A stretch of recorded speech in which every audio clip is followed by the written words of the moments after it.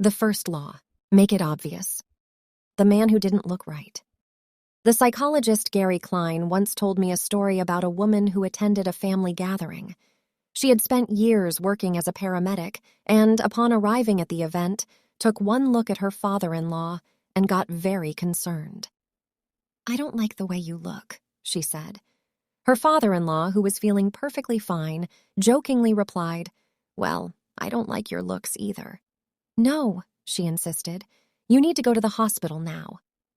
A few hours later, the man was undergoing life-saving surgery after an examination had revealed that he had a blockage to a major artery and was at immediate risk of a heart attack. Without his daughter-in-law's intuition, he could have died. What did the paramedic see? How did she predict his impending heart attack? When major arteries are obstructed, the body focuses on sending blood to critical organs and away from peripheral locations near the surface of the skin. The result is a change in the pattern of distribution of blood in the face.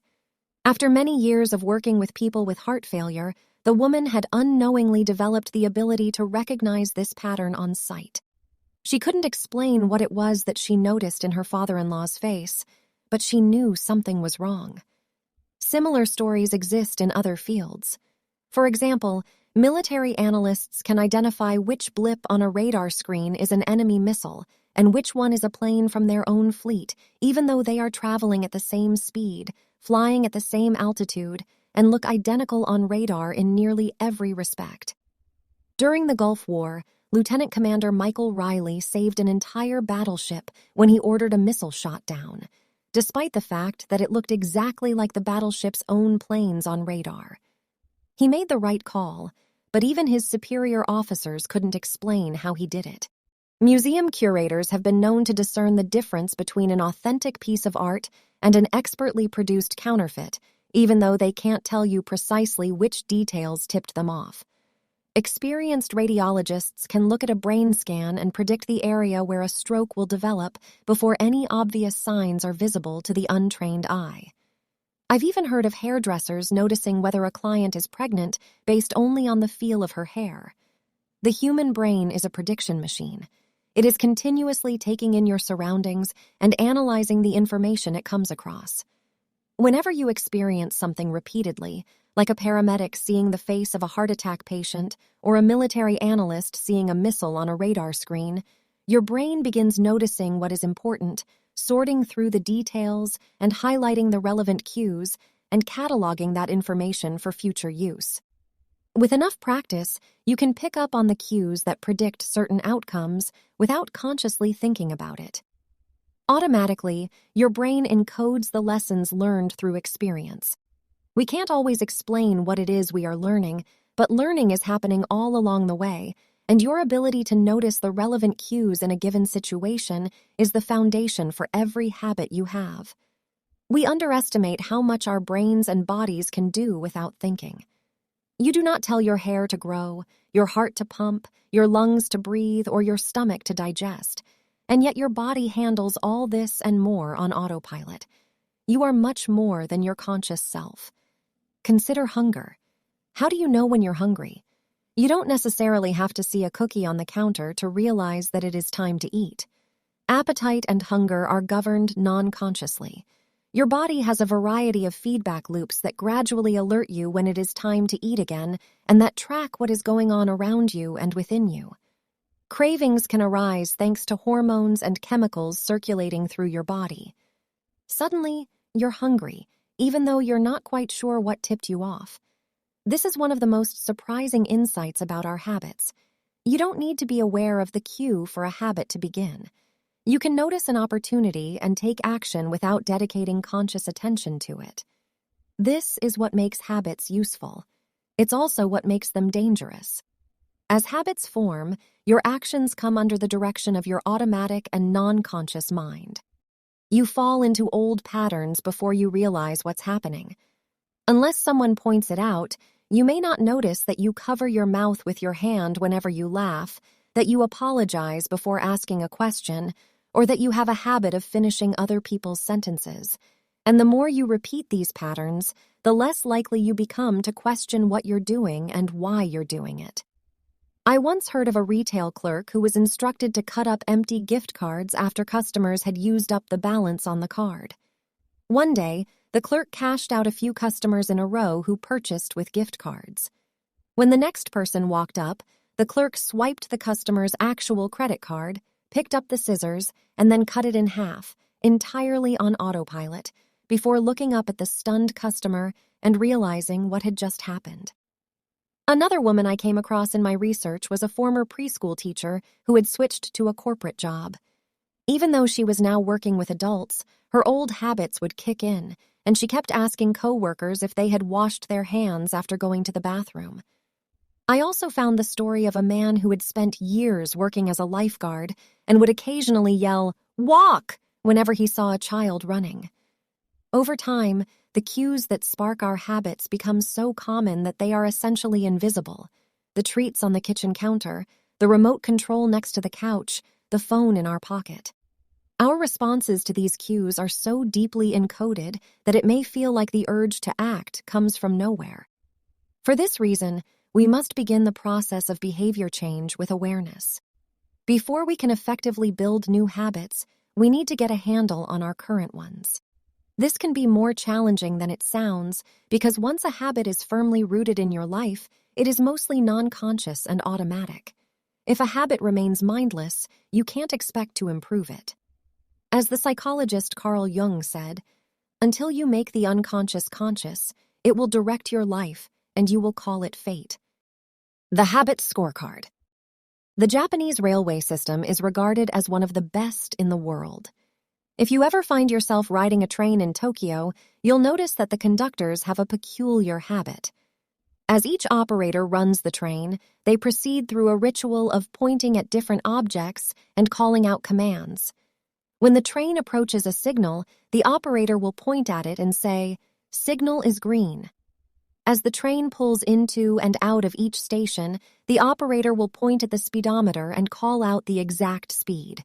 When it's time to leave, the operator will point at the timetable and state the time. Out on the platform, other employees are performing similar actions. Before each train departs, staff members will point along the edge of the platform and declare, "All clear." Every detail is identified, pointed at, and named aloud. This process, known as pointing and calling, is a safety system designed to reduce mistakes. It seems silly, but it works incredibly well. Pointing and calling reduces errors by up to 85% and cuts accidents by 30%. The MTA subway system in New York City adopted a modified version that is point-only, and, within 2 years of implementation, incidents of incorrectly berthed subways fell 57%. Pointing and calling is so effective because it raises the level of awareness from a non-conscious habit to a more conscious level. Because the train operators must use their eyes, hands, mouth, and ears, they are more likely to notice problems before something goes wrong. My wife does something similar. Whenever we are preparing to walk out the door for a trip, she verbally calls out the most essential items in her packing list. "I've got my keys, I've got my wallet, I've got my glasses, I've got my husband." The more automatic a behavior becomes, the less likely we are to consciously think about it. And when we've done something 1,000 times before, we begin to overlook things. We assume that the next time will be just like the last.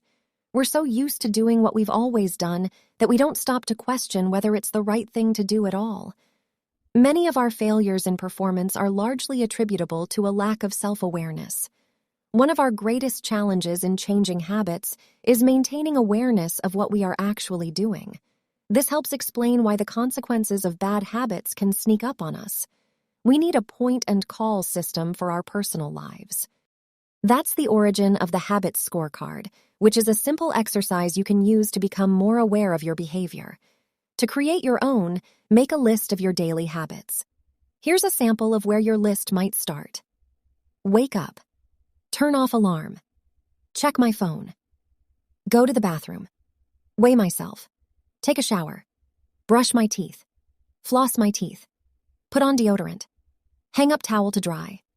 Get dressed. Make a cup of tea. And so on. Once you have a full list, look at each behavior and ask yourself, is this a good habit, a bad habit, or a neutral habit? If it is a good habit, write plus next to it. If it is a bad habit, write. If it is a neutral habit, write equal sign. For example, the list above might look like this. Wake up equal sign, turn off alarm, equal sign. Check my phone, go to the bathroom, equal sign, weigh myself, plus, take a shower, plus brush my teeth, plus floss, my teeth, plus put on deodorant, plus hang up towel to dry, equal sign get dressed, equal sign make a cup of tea, plus. The marks you give to a particular habit will depend on your situation and your goals. For someone who is trying to lose weight, eating a bagel with peanut butter every morning might be a bad habit. For someone who is trying to bulk up and add muscle, the same behavior might be a good habit. It all depends on what you're working toward. Scoring your habits can be a bit more complex for another reason as well. The labels good habit and bad habit are slightly inaccurate. There are no good habits or bad habits. There are only effective habits, that is, effective at solving problems. All habits serve you in some way, even the bad ones, which is why you repeat them. For this exercise, categorize your habits by how they will benefit you in the long run. Generally speaking, good habits will have net positive outcomes. Bad habits have net negative outcomes. Smoking a cigarette may reduce stress right now, that's how it's serving you, but it's not a healthy long-term behavior. If you're still having trouble determining how to rate a particular habit, here is a question I like to use. Does this behavior help me become the type of person I wish to be? Does this habit cast a vote for or against my desired identity? Habits that reinforce your desired identity are usually good. Habits that conflict with your desired identity are usually bad. As you create your habit scorecard, there is no need to change anything at first. The goal is to simply notice what is actually going on. Observe your thoughts and actions without judgment or internal criticism. Don't blame yourself for your faults. Don't praise yourself for your successes. If you eat a chocolate bar every morning, acknowledge it, almost as if you were watching someone else. Oh, how interesting that they would do such a thing. If you binge eat, simply notice that you are eating more calories than you should. If you waste time online, notice that you are spending your life in a way that you do not want to. The first step to changing bad habits is to be on the lookout for them. If you feel like you need extra help, then you can try pointing and calling in your own life. Say out loud the action that you are thinking of taking and what the outcome will be.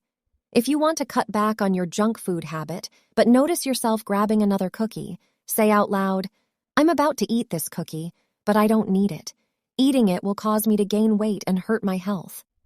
Hearing your bad habits spoken aloud makes the consequences seem more real. It adds weight to the action rather than letting yourself mindlessly slip into an old routine. This approach is useful even if you're simply trying to remember a task on your to-do list. Just saying out loud, "Tomorrow, I need to go to the post office after lunch," increases the odds that you'll actually do it. You're getting yourself to acknowledge the need for action, and that can make all the difference. The process of behavior change always starts with awareness. Strategies like pointing and calling and the habits scorecard are focused on getting you to recognize your habits and acknowledge the cues that trigger them, which makes it possible to respond in a way that benefits you. Chapter summary. With enough practice, your brain will pick up on the cues that predict certain outcomes without consciously thinking about it. Once our habits become automatic, we stop paying attention to what we are doing. The process of behavior change always starts with awareness. You need to be aware of your habits before you can change them. Pointing and calling raises your level of awareness from a non-conscious habit to a more conscious level by verbalizing your actions. The habits scorecard is a simple exercise you can use to become more aware of your behavior.